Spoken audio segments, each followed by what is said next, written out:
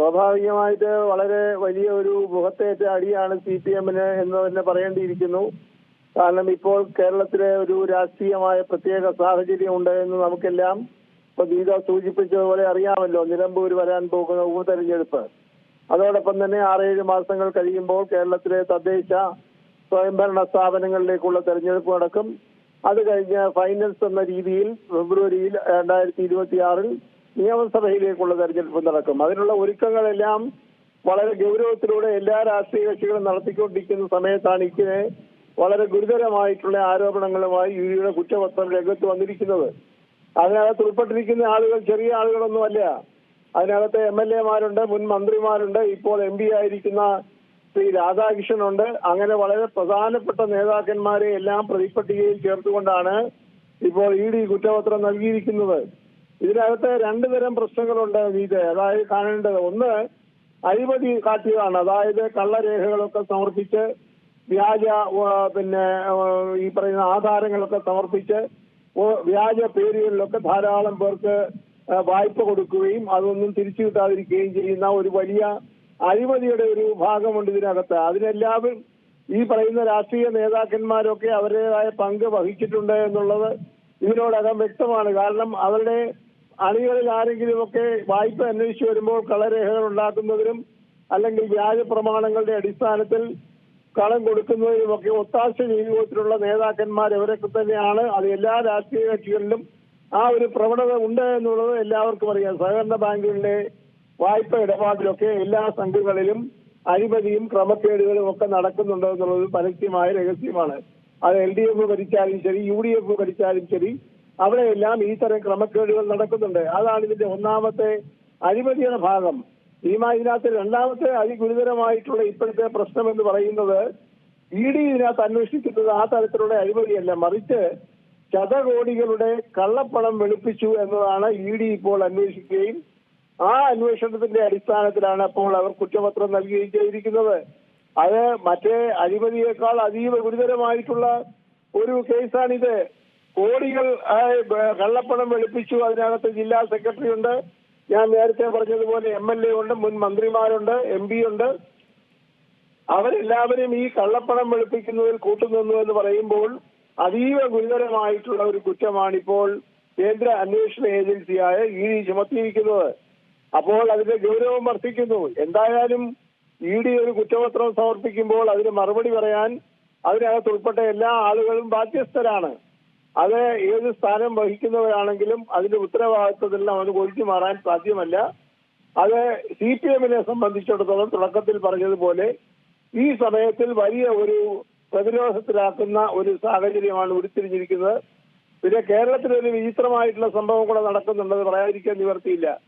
ഇപ്പോൾ ED-ക്കെതിരായിട്ട് കേരളത്തിലെ വിജിലൻസിനെ ഉപയോഗിച്ചുകൊണ്ട് കേസെടുത്തിരിക്കുകയാണ്. നമുക്കറിയാമല്ലോ, എറണാകുളത്ത് 3-4 ED ഉദ്യോഗസ്ഥന്മാരെ കൈക്കൂലി വാങ്ങിച്ചു എന്ന് പറഞ്ഞ് അവരെ പ്രതികളാക്കി അവരുടെ പേർ കുറ്റപത്രം കൊടുത്തുകൊണ്ടിരിക്കുകയാണ് കേരളത്തിലെ വിജിലൻസ്. അപ്പൊ കിടുവ പിടിച്ചു എന്ന് നാട്ടിൻപുറങ്ങളിലൊക്കെ പറയുന്ന പോലെ ഇപ്പൊ ED-യെ കേസിൽ പ്രതിയാക്കിയിരിക്കുകയാണ് ED ഉദ്യോഗസ്ഥന്മാർ. മാത്രവുമല്ല, CPM-ന്റെ ഒരു നിലപാട് എന്താണെന്ന് ചോദിച്ചാൽ ED-യുടെ വിശ്വാസ്യതയൊക്കെ നഷ്ടപ്പെട്ടു പോയിരിക്കുന്നു. ED ചാർജ് ചെയ്യുന്ന കേസുകളിൽ അത് ഒരർത്ഥത്തിൽ സ്ഥിതിവിവരക്കണക്കുകളുടെ അടിസ്ഥാനത്തിൽ ശരിയാണ്. കാരണം കിട്ടിയ കണക്കനുസരിച്ച് 193 കേസുകൾ ED ചാർജ് ചെയ്തതിൽ ആകെ ശിക്ഷിക്കപ്പെട്ടത് 2 കേസുകളിൽ മാത്രമാണ്. അപ്പോൾ ED-യുടെ കേസിന്റെ വിശ്വാസ്യത, കേസന്വേഷണത്തിന്റെ വിശ്വാസ്യതയൊക്കെ കേരളത്തിൽ മാത്രമല്ല പൊതുവെ നഷ്ടപ്പെട്ടിട്ടുണ്ട് എന്നൊരു കാര്യം യാഥാർത്ഥ്യമാണ്. അതാര് പറഞ്ഞാലും ശരി തന്നെ.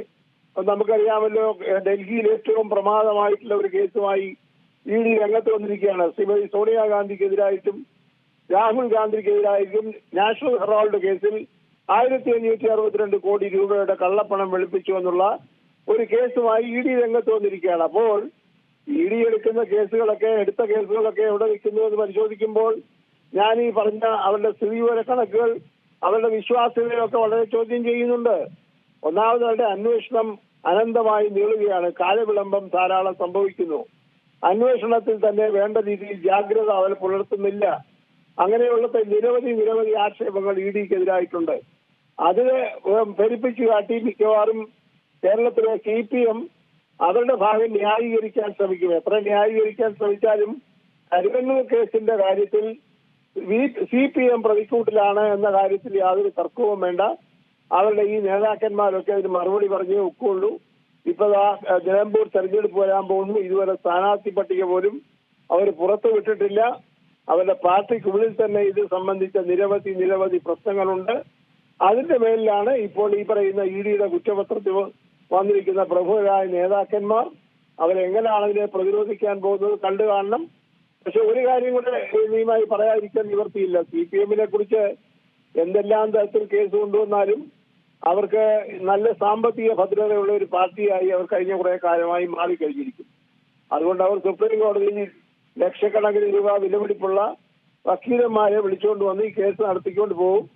ലാവലിൻ കേസിന്റെ കൂട്ടം 40 തവണയൊക്കെ മാറ്റിവെച്ച് കുറെ കാലം കൂടെ തട്ടിമുട്ടിയൊക്കെ അവർ പോകാനായി ശ്രമിക്കും. വരുന്ന തെരഞ്ഞെടുപ്പ് വരെ കേസ് നീട്ടിക്കൊടുത്ത് ആ തരത്തിലുള്ള ചില ഒത്തുപെടേണ്ടതില്ല. BJP ഒക്കെ ഇക്കാര്യത്തിൽ എടുക്കാൻ പോകുന്ന നിലപാടൊക്കെ വളരെ പ്രധാനമാണ്.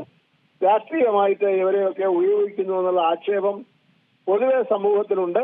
അത് കുറെ കൂടെ ബലപ്പെടുത്തുന്നതായിരിക്കും മുന്നോട്ടുള്ള നീക്കങ്ങൾ എന്ന് പറഞ്ഞാലും അധികപ്പറ്റാവുകയില്ല. മറ്റൊരു കാര്യമുള്ള ഇതിൽ രാഷ്ട്രീയ ഗൂഢാലോചന എന്നൊക്കെ ആയിരിക്കും CPM ഇതിനെ ന്യായീകരിക്കാൻ പോകുന്നത്. ഇത് ഏതെങ്കിലും തരത്തിൽ നിലമ്പൂർ വരുന്ന തിരഞ്ഞെടുപ്പുകളിലൊക്കെ സ്വാധീനിക്കാൻ സാധ്യതയുണ്ടോ? തീർച്ചയായിട്ടും തെരഞ്ഞെടുപ്പിനെ ബാധിക്കും. കാരണം മാർക്സിസ്റ്റ് കമ്മ്യൂണിസ്റ്റ് പാർട്ടിയുടെ നേതാക്കന്മാർ അവരുടെ യഥാർത്ഥത്തിലുള്ള മുഖംമൂടി അഴിഞ്ഞു വീണിരിക്കല്ലേ. വലിയ സോഷ്യലിസവും വിപ്ലവവും ഒക്കെ പറയുന്ന വലിയ സുതാര്യതയും മറ്റുമൊക്കെ പറഞ്ഞു നടക്കുന്ന CPMനേറ്റ ഒരു മുഖത്തേറ്റ അടിയല്ലേ ഇത്. അപ്പോൾ അവരുടെ പാർട്ടിയിലെ പ്രവർത്തനങ്ങൾ ഇങ്ങനെയാണ്. നേതാക്കന്മാർ ഇതാണ് കാണിക്കുന്നത്. എത്രയോ പാവപ്പെട്ട ആളുകളുടെ നിക്ഷേപം തിരിച്ചു കൊടുത്തിട്ടില്ല. നമുക്കറിഞ്ഞൂടെ, ക്യാൻസർ രോഗികൾ ചികിത്സക്കായി അവരുടെ നിക്ഷേപത്തിന്റെ പണം ചോദിച്ചപ്പോൾ അവർക്കൊന്നും കൊടുത്തിട്ടില്ല.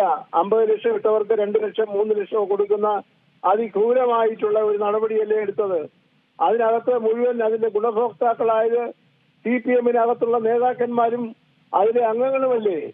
അത് തീർച്ചയായിട്ടും ജനങ്ങളെ സ്വാധീനിക്കും. പൊതുസമൂഹത്തിൽ അതിന്റെ സ്വാധീനം ഉണ്ടാകും. തെരഞ്ഞെടുപ്പിൽ അത് പ്രതിഫലിക്കും. ഈ വരാൻ പോകുന്ന തദ്ദേശ സ്വയംഭരണ തെരഞ്ഞെടുപ്പിലും നിയമസഭാ തെരഞ്ഞെടുപ്പിൽ ഇപ്പോൾ തന്നെ വർദ്ധിച്ചുകൊണ്ടിരിക്കുന്ന ഭരണവിരുദ്ധ വികാരം കുറെ കൂടെ ശക്തമാകും എന്ന് തന്നെയാണ് ഇതിൽ നിന്ന് നാം കണ്ടെത്തേണ്ടത്.